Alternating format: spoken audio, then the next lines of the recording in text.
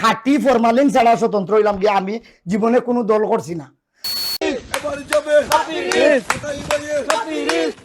দক্ষিণ সুরমা উপজেলার নির্বাচনের চেয়ারম্যান পদপ্রার্থী অভিনেতা শাহেদ মোশাররফ খোটাই মিয়া তিনি গতকালকে ইউকে বাংলা লাইভ নিউজে এসে কিছু কথা আমাদের সাথে শেয়ার করেন। এই কথাগুলো হলো, তিনি প্রথমত এটা বলেন আমাদেরকে তিনি আসলে কেন চেয়ারম্যান হতে চাচ্ছেন।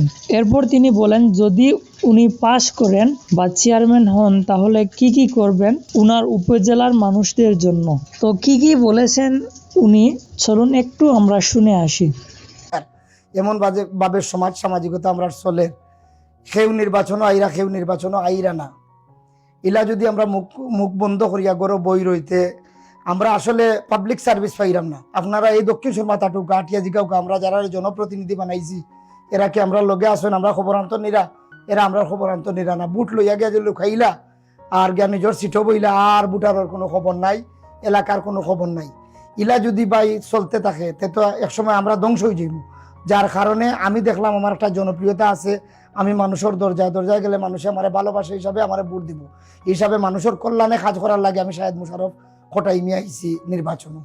তো আপনাদের কি মনে হয় সিলেটি নাটকের অভিনেতা খোটাই মিয়া ভাই উনি কি পাশ করবেন নাকি ফেল করবেন তা অবশ্যই কমেন্ট করে বলতে পারেন। আর কে কে খোটাই মিয়াকে সমর্থন করেন তা অবশ্যই সাড়া দেবেন। ধন্যবাদ সবাইকে।